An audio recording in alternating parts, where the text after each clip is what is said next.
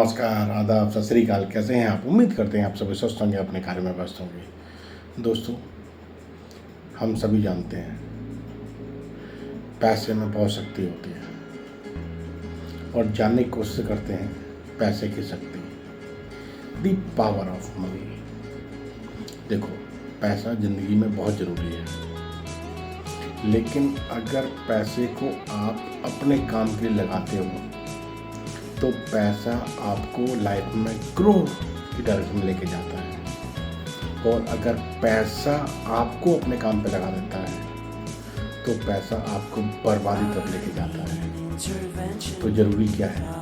पैसे को अपने काम पे लगाओ। अगर लाइफ में ग्रोथ चाहते हो तो पैसे को अपने काम पे लगाओ, यानी कि पैसे की जो पावर है उसको अपनी ग्रोथ के लिए इस्तेमाल करो। हर गलती से पैसे ने आपको इस्तेमाल करना शुरू कर दिया तो आपका डायरेक्शन पॉजिटिव की जगह नेगेटिव में चला जाएगा और आपकी जो ग्रोथ का ग्राफ है वो गिरना शुरू हो जाएगा। तो बेहतर है कि पैसे को आप सही तरीके से इस्तेमाल करना आपको आना चाहिए। पैसे को कैसे अपनी ग्रोथ में इस्तेमाल किया जाए वो आपको पता होना चाहिए। पता होगा तो पैसे को आप सही तरीके से इस्तेमाल करके अपनी लाइफ में ग्रो लेके आ पाएंगे। देखो, पैसा ज़रूरी है, बगैर पैसे के लाइफ में कुछ हासिल नहीं कर सकते हम। पैसे से आप चीज़ें खरीद सकते हैं लेकिन खुशी नहीं। पैसे से आप स्कूल बनवा सकते हैं लेकिन ज्ञान नहीं। पैसे से आप मेडिसिन खरीद सकते हैं लेकिन एक अच्छी हेल्थ नहीं। पैसा ज़रूरी है। पैसा आपको प्रोटेक्ट करता है। पैसा आपको हर मुसीबत में आपका साथ निभाने के लिए रहता है। जब भी आपको ज़रूरत पड़े पैसा आपको एक मददगार बनकर आपकी सहायता करता है। तो पैसे में शक्ति है, बशर्ते उसका उपयोग करना आपको आना चाहिए, उसको यूज़ करना आपको आना चाहिए। एक छोटा सा ना आपको स्टोरी के रूप में इसको समझाने की कोशिश करते हैं। दो भाई होते हैं, राम और राघव। दोनों ही भाई बचपन से साथ साथ उठे बड़े बैठे, अच्छी एजुकेशन ली और एक ऐसा टाइम आया कि उनके पिता चल बसे, वो अनाथ हो गए। राम और राघव के सामने उनके पिताजी दो चीज़ें छोड़ गए, एक खेत, दूसरा एक सोने का पोटली जिसमें कुछ सोने के सिक्के थे। राम और राघव के लिए एक चिट्ठी भी छोड़ गई कि आपको ये सोने के सिक्के और खेत को अपनी आने वाली लाइफ में ग्रोथ करने के लिए इस्तेमाल करना है। अब ये डिपेंड आप पर करता है कि आप इसको कैसे इस्तेमाल करेंगे, कैसे अपनी ज़िंदगी संभालेंगे।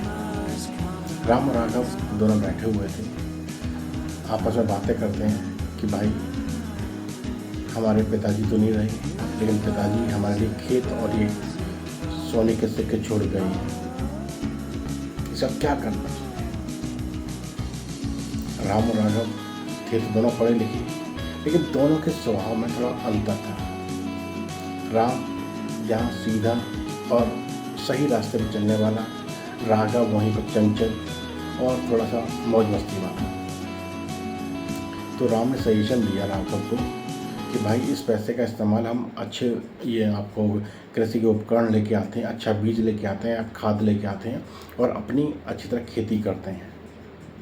हम खुद भी खेती करके अपनी लाइफ में आगे बढ़ेंगे और हम दूसरों को रोज़गार भी देंगे, दूसरों की मदद भी करेंगे। वहीं पर राघव हंस के बोलता है, नहीं भाई, मैं तो इस पैसे का इस्तेमाल, एक ही ज़िंदगी दी है भगवान ने, मौज मस्ती करेंगे, अपने पैसे को दिखाएंगे लोगों को ललचाएंगे। मैं तो इस तरह से जीना पसंद करूँगा। राम को लग गया कि राघव नहीं मानेगा, तो राम ने कहा ठीक है भाई, आधा खेत मैं रख लेता हूँ और आधी ये सोने के सिक्के मैं ले लेता हूँ, अपना हिस्सा तू ले ले, तू अपनी राह पर, मैं अपनी राह पर। राम और राघव में समझौता हुआ, दोनों ने आधा तक खेत लिया और आधे आधे सोने के पोटली में से सिक्के ले लिए। राघव अपने मौज मस्ती के रास्ते में चल पड़ा। वहीं पर राम ने उन सोने के सिक्के से लिए और अपने लिए कुछ बेहतरीन कृषि उपकरण लेके आया, अच्छा खाद्य बीज लेके आया और उसने खेती स्टार्ट की। जब उसने खेती स्टार्ट की, उसकी खेती बहुत अच्छी पैदावार हुई। उसने लोगों को बुलाया, अपनी फसल को कटवाया, फसल की पैदावार की और उसने सही दामों पर फसल को बेचा और उसने अपने जो खर्चा किया था उससे बेहतरीन तरीके से और पैसे बनाए। ये सिलसिला चलता रहा। उधर राघव ने बेहतरीन तरीके से अपना लग्जरी लाइफ के लिए जीने के लिए बेहतरीन चीज़ें, महंगी चीज़ें लेके आया, महंगी गाड़ी लेके आया और उसने खेत को दे दिया किसी और को करने के लिए। खेत से कमाई हो ना हो उससे फ़र्क नहीं पड़ता। उसने बस जो उसको सोने के सिक्के थे, बेहतरीन गाड़ी ली, बेहतरीन उसने मोबाइल लिया, बेहतरीन उसने घड़ी ली और अपनी लाइफ को बस इंजॉय करना शुरू कर दिया। लोग उसे देख के बोलते, क्या राघव तेरी क्या ज़िंदगी है, वहाँ देख राम कैसे सीधी तरीके से रहता है। तो राघव बोलता है कि वो मेरे भाई की ज़िंदगी, ये मेरी खुद की ज़िंदगी है। मेरे को ऐसे रहना पसंद है, भाई को ऐसे रहना पसंद है। कुछ टाइम बीता। राम अपनी पैदावार से दिन रात अपनी मेहनत करता रहा और लाइफ में ग्रो करता रहा। वहीं राघव जहाँ अपने पैसे को उससे इस्तेमाल करना उसने नहीं याद रखा, नहीं उसने सीखा और वो धीमे धीमे उसका पैसा कम होता गया। एक टाइम आया, राम सशक्त होता चला गया। दूसरों के सामने उसने अपने आप को रिप्रेजेंट किया, दूसरों को रोज़गार दिया, लोग उसकी इज्जत करना शुरू कर दिया लोगों ने। वहीं पर राघव धीमे धीमे उसका बैंक बैलेंस कम होता गया। उसकी ग्रोथ की डायरेक्शन नेगेटिव डायरेक्शन होती चली गई। एक टाइम आया, राघव बर्बाद हो गया, उसके पास कुछ नहीं बचा। वो बाद में हार के थक के अपने भाई राम के पास आता है, आके बोलता है कि भाई मैं तो बर्बाद हो गया, मेरे पहले जो मेरे यार दोस्त हुआ करते हैं वो भी मेरे साथ नहीं खड़े हुए हैं, मेरे को समझ नहीं आ रहा मैं क्या करूँ। भाई तू देख कितनी अच्छी डायरेक्शन में ग्रोथ करते चला गया है, तेरी इस ग्रोथ का कारण क्या है। फिर राम ने राघव को बैठाया, समझाया, कहा देखो हम दोनों के पास हमारे पिताजी बराबर धन और खेत छोड़ गए थे। मैंने खेत को जो शिक्षा अर्जित की, अपने पैसे को काम पे लगाया और मैंने लाइफ में उसका सही सदुपयोग किया और मैं ग्रो की डायरेक्शन बढ़ता चला गया। वहीं पर तूने मेरी बात नहीं मानी, तूने पैसे का भूत तेरे सर पे सवार हुआ और तू बर्बादी तक होता चला गया। मैं तो समझाने की कोशिश की लेकिन तूने बात नहीं मानी। वहाँ पर राघव को अपने भाई की कही बात एक बात दिमाग में बैठती चली गई। उसे एहसास हुआ अगर पैसे को आप काम पे लगाते हो तो पैसा आपके लिए काम करता है और आप ग्रोथ करते चले जाते हैं। जहाँ पैसा आपको अपने कंट्रोल में कर लेता है तो वो पैसा आपके दिमाग पर सर चढ़ के बोलता है और आपको क्या सही क्या गलत की पहचान होना कम हो जाती है और आप नेगेटिव डायरेक्शन में चलते चले जाते हैं, यानी कि बर्बादी की दिशा में आप आगे बढ़ते चले जाते हैं। उस दिन से राघव ने ठाना नहीं, मेरे को अपने भाई की चीज़ों को फॉलो करना है। वहाँ से फिर से अपने उस रास्ते को ट्रैक पकड़ा और धीमे धीमे अपने भाई की कही बातों सीख के समझ के लाइफ में आगे बढ़ना शुरू किया।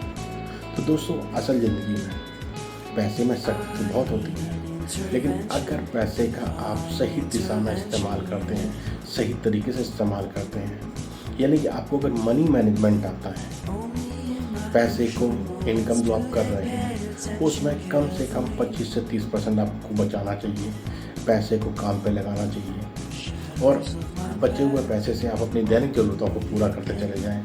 अपने बच्चे की एजुकेशन, फैमिली खर्चों को मेंटेन करना शुरू करें और जो बचे हुए 25-30% है उसको काम पे लगा के रखें। तो धीमे धीमे यही आपकी छोटी छोटी बचत, यही छोटी छोटी हैबिट्स, यही छोटी छोटी बचत का पैसा आपको ज़िंदगी में आगे चल के आपके लिए बहुत बड़ा संसाधन बन के निकलता है। कुछ लोगों की आदत होती है आज ही कमाया आज ही गंवाया। वो लोग ज़िंदगी में जवानी में अगर वो नहीं समझ पाते तो बुढ़ापे में आके उनको बहुत दिक्कतों का सामना करना पड़ता है। रिटायरमेंट के बाद उनकी लाइफ बहुत ही ज़्यादा स्ट्रगल भरी होती है। तो कहते हैं ना, अगर आपको अपना रिटायरमेंट एंजॉय करना है तो आपको अपना जो मिड टर्म होता है, यानी कि जब आपके अंदर शक्ति है, आपके अंदर साहस है, तो उस समय आपको संभल के चीज़ें करनी पड़ती हैं, सही डायरेक्शन में चीज़ें लेके चलनी पड़ती हैं, सही चीज़ें सीखनी पड़ती हैं।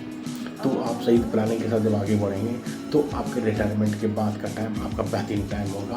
आप अपने आप सिक्योर महसूस करेंगे, आप अपने आप को ट्रबल महसूस नहीं करेंगे। तो चीज़ें सीखना समझना बहुत ज़रूरी है।